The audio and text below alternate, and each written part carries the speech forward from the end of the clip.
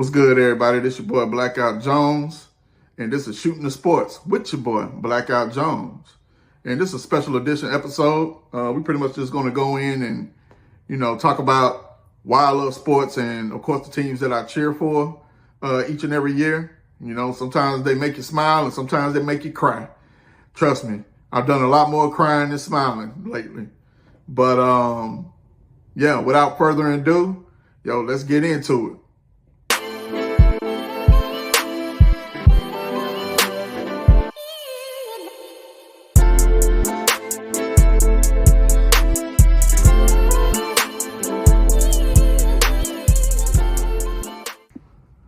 So man, this is one of these episodes, man. So basically what I was trying to do was, in the beginning when I first created this content, I was really I wanted to do an introduction, like welcoming people to the channel.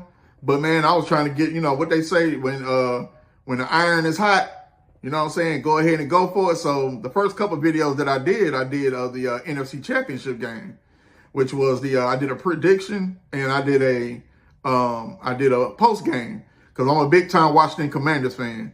And I've been a Washington Commanders fan since, 1981?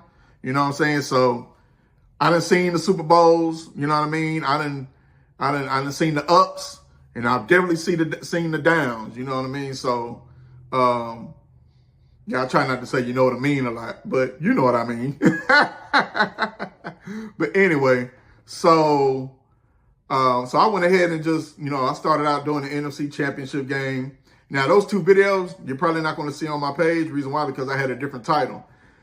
And at the time, I really didn't know that I could have just kept them videos and just changed the title. But the problem was, in the videos, I was saying the old name of the title. So that's why I went ahead and got rid of them.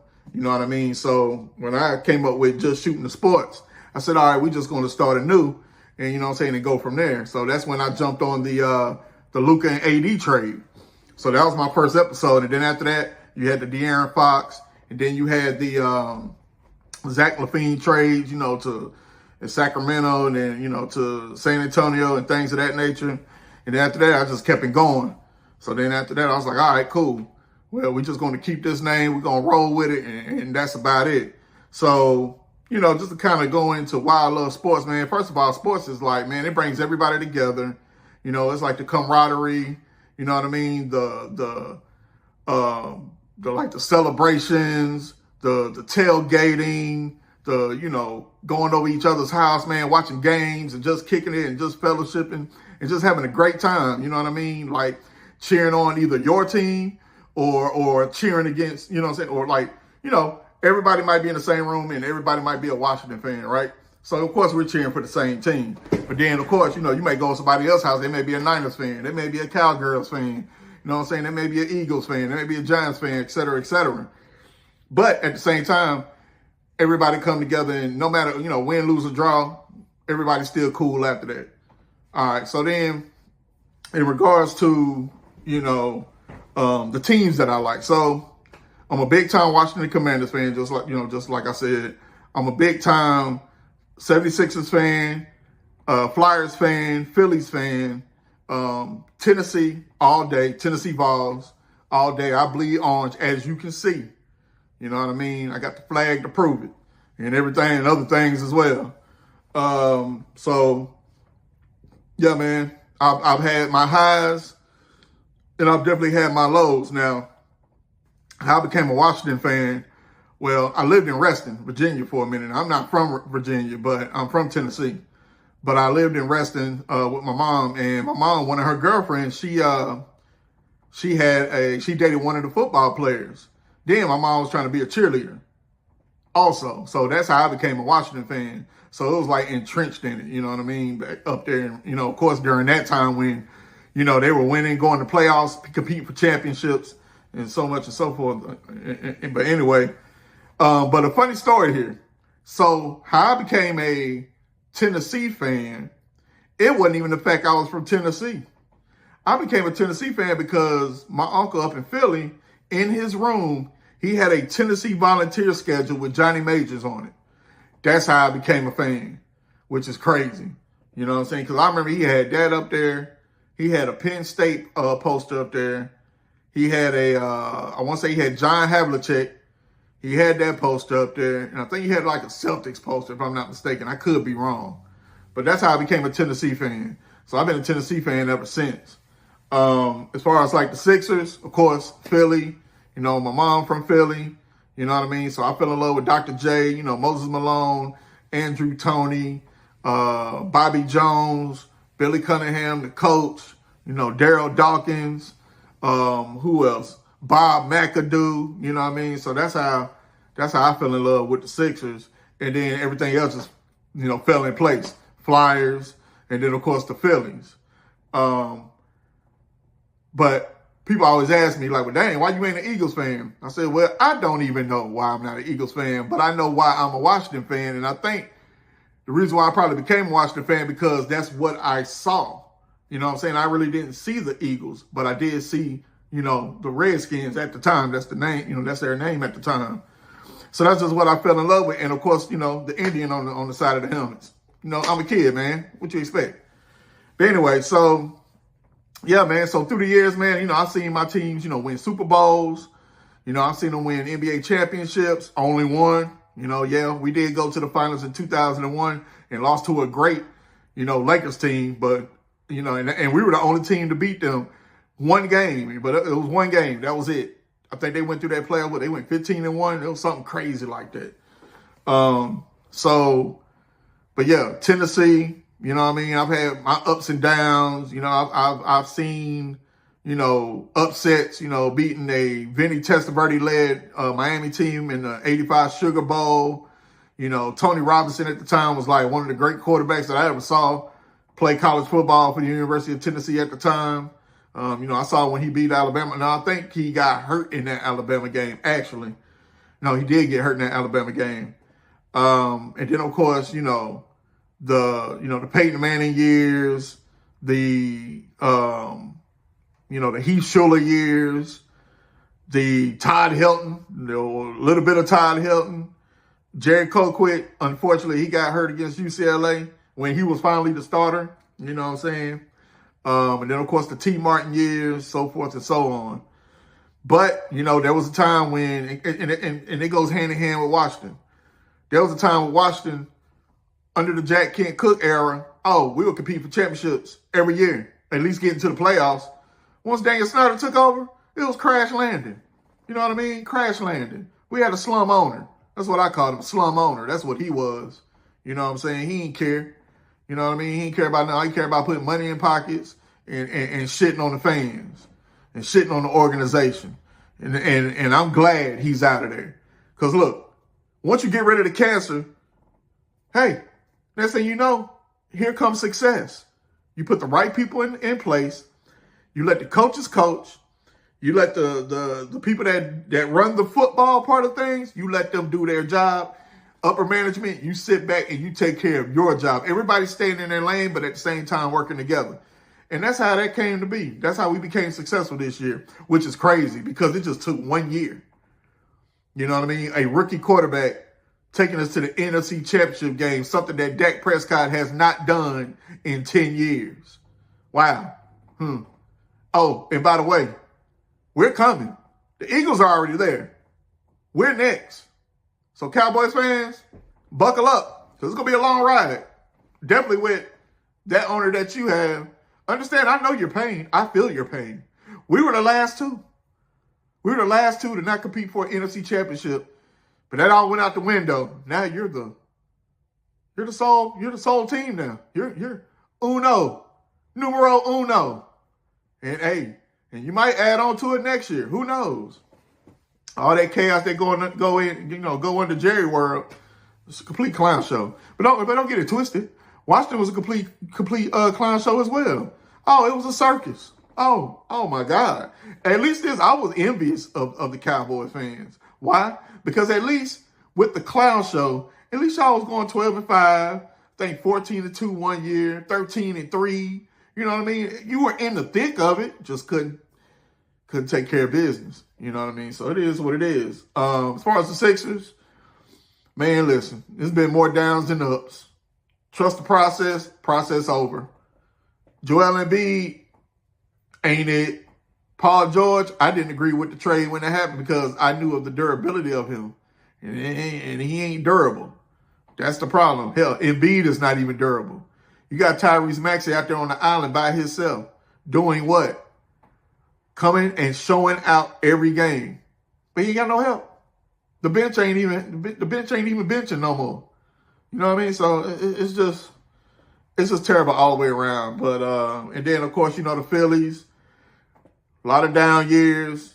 Yes, we won a world championship. Could have won back-to-back, ran into the Yankees. And then we kind of went down again. Got Bryce Harper. Started making a run. Made a surprise run to the World Series, but we lost to the Astros. Next year, we supposed to win to the World Series and take that one home, but couldn't make it past the Diamondbacks. And then this past year, it was just complete. I knew when we played the Mets, it was just going to be a complete train wreck. Because the Mets had our number. And they were just on a high. Man, if you watch, everybody knows this. When you watch sports, and you know when that momentum is a momentum, when destiny, when you see destiny, it ain't nothing you can do about it. It ain't shit you can do about it. You got to let destiny just do what it do. And if you know that your team is about to play that team who has destiny written all over their face, even though they didn't make it to the World Series, or did they? Did they make it to the World Series? Oh, yeah. You know, when it ain't my team, man, I don't really be remembering stuff, man. I know y'all know. I know how y'all know. I know y'all know how it feels out there when that happens. You don't really care. Like when the San Antonio Spurs are winning, yeah, you knew about it, but who cared? Except for people that live in San Antonio. Like, you ain't really see San Antonio Spurs jerseys just floating around anywhere outside of San Antonio. So I'm just saying. But anyway, but even though they didn't win a world championship, they were destined enough to beat our asses. I'll put it like that, and I knew it. You know. Now, as far as the Flyers, down bad. Trash. Just terrible. Hell, I don't even look at the standings. I don't even pay attention to the damn score. But every now and then, I see we win here and there. We'll win 5, lose 5. That's what we do. From the past, we'll win 5. And then we'll lose 5. And then we'll win 6. And then we'll lose 8. It just goes like that. I don't know why. I don't understand it. It's just retarded. But anyway, yeah, man, so this is kind of way of me introducing myself. Yeah, I'm probably just rambling, really don't care at this point. Hey, man, I'm just putting it out there, you know, but yeah, definitely a big fan of sports, man. I love it. It's like a rush that you just don't want to get rid of. You know, football season is like, that's just our holiday, my holiday, and probably some of everybody else's holiday. And then baseball season come, I really don't get into baseball until after the All-Star break, just to be honest with you. NBA, honestly, I haven't really just been watching the NBA like that anymore. I don't really find it as interesting as it used to be. But, you know, I'll probably start coming around right after the All-Star break, honestly. Well, shit, I think the All-Star game already happened. See, look at me. I'm all over the place. I ain't even there. But anyway, right around playoff time, yeah, when it's time for everybody to kind of get their seating and make their push and make their run, yeah, that's when I kind of get into it. College, love it. The best sport in the world.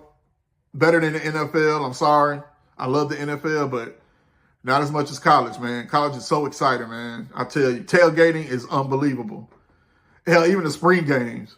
Yeah, spring games are like a game, honestly. You know, so I love every bit of it, man. I love Tennessee.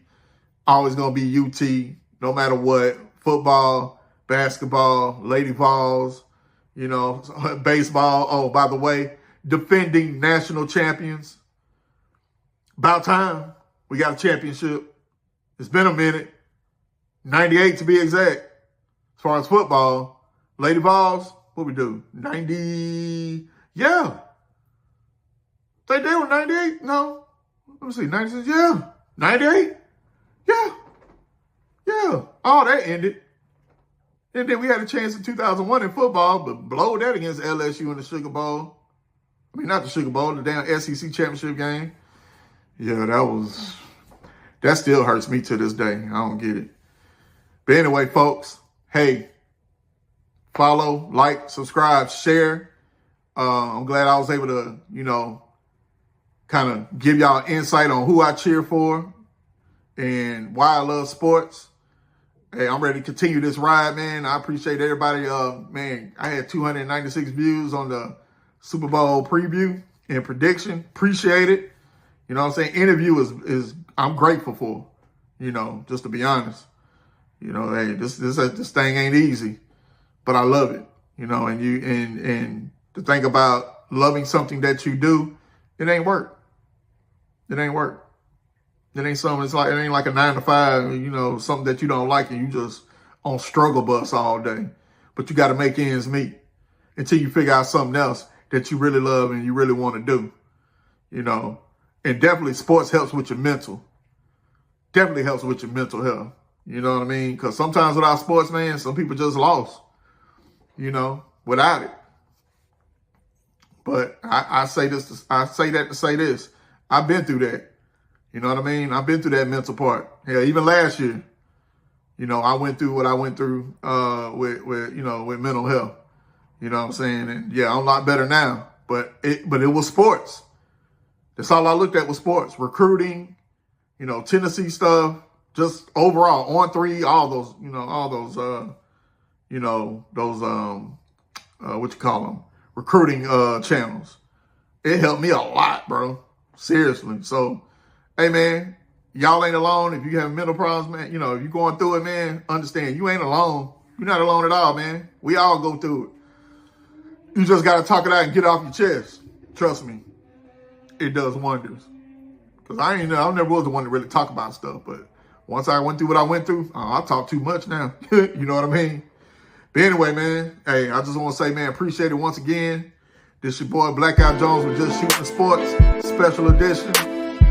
Who is Blkout Jones? Well, now y'all know. And I'm out.